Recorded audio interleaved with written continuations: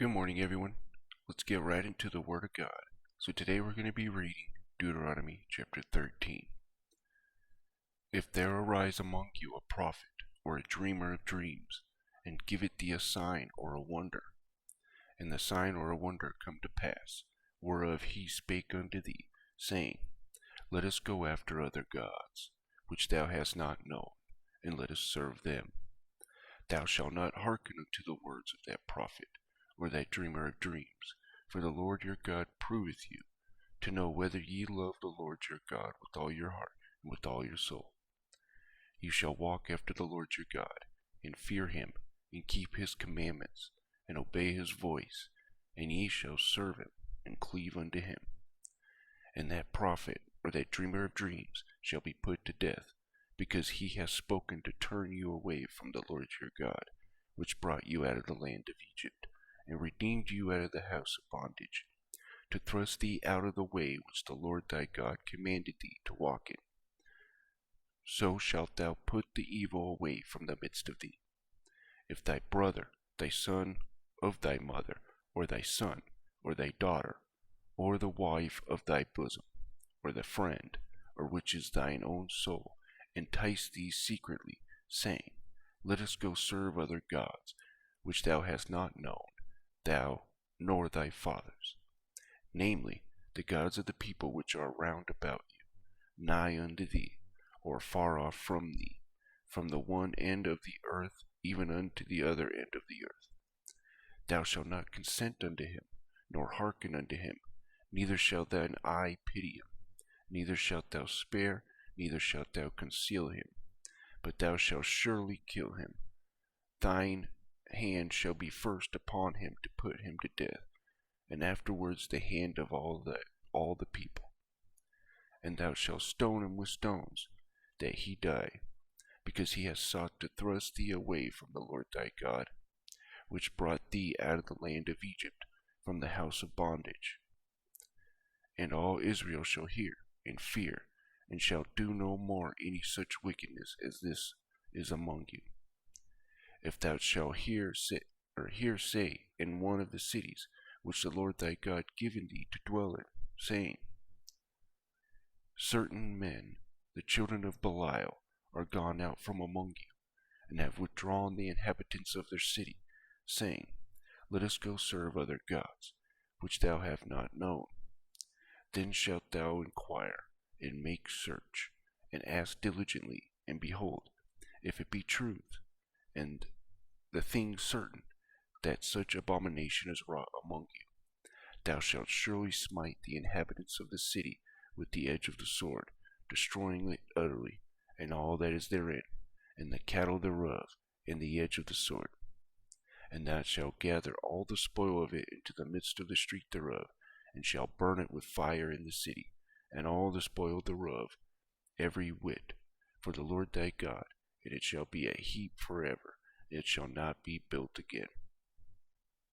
And there shall cleave not of the cursed thing to thine hand, that the Lord may turn from the fierceness of his anger, and shew thee mercy, and have compassion upon thee, and multiply thee as he has sworn unto thy fathers.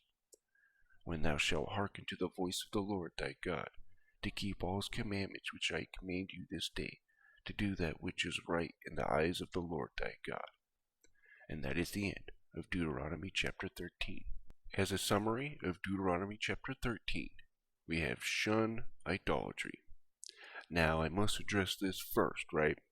Because it talks about, ending the prophet, in the dreamer of dreams that lead them away from other gods, and cities that start turning away from God and stuff like that.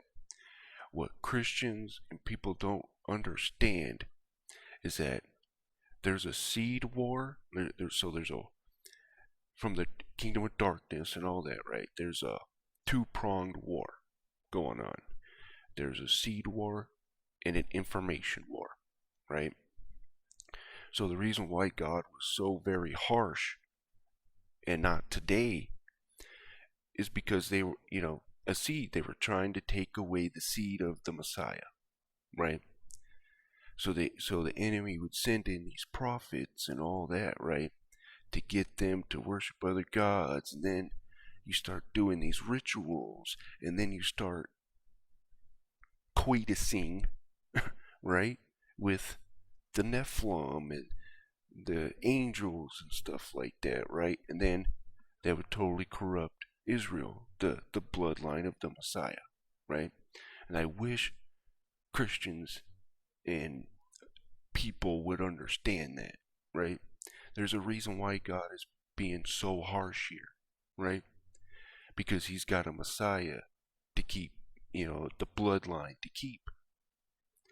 And there was the enemy always trying to get it, right? Always. So God's like, okay, take out that parasite before it gets worse, right? Because what it does is they'll seep in, right? And you won't notice it until, it's too late, right? That parasite's too big and boom. So yeah, God was harsh. But now, Jesus won. We have the Messiah, right? He died. He did what he needed to do. So we don't do that anymore, right? We do it out of love. We keep the commandments, for this is the love of God, that we keep his commandments, and his commandments are not grievous, right? And what does Jesus say? This is the whole of the prophets. Love God and treat others the way you want to be treated, right?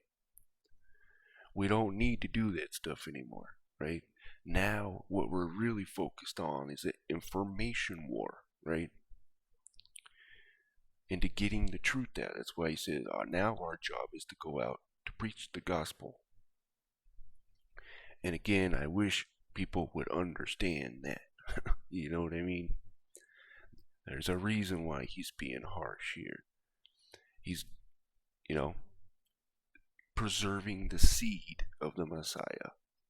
But anyways, so if there is a prophet and a dreamer of dreams that leads them away, from the commandments, right? Or leading them to another god. There's, I can't remember, I think it is in Deuteronomy here, where it talks about, well, I think this is it, where it talks about leading them away from God, right? That includes the commandments. And you'll hear Christians say, well, Jesus done away with that. And then you wonder why the Jewish people don't, follow Messiah, Jesus Christ, right? Or believe Jesus is the Messiah. Because you have Christians saying he's doing away with those. Alright, getting away from that. So if there's a prophet and a dreamer of dreams, and, that leads you away to other gods and away from God's commandments, and everything that is of God, you are to end them, right? Same if a son, mother, brother, whatever it is, do the same thing. I know, again, sounds harsh, right? But God is trying to protect the seed of the Messiah. Because they will lead you straight to these coitusing, I'll just say that, gods and Nephilim and all that, right? But anyways. And, they were to stone them until they ended, right? And basically to follow his ways. And if there's a city that turns away, like at the outskirts and stuff, then you would destroy that, right? But anyways, guys, so we are to cleave to God, right? And again, let me say this. We don't do this anymore, right? We have the Messiah. He won, right? So let me just say that. But anyways, and of course, hearken unto the voice of God and keep all his commandments, right? Anyways, Thank you guys for listening, and you guys have a wonderful day.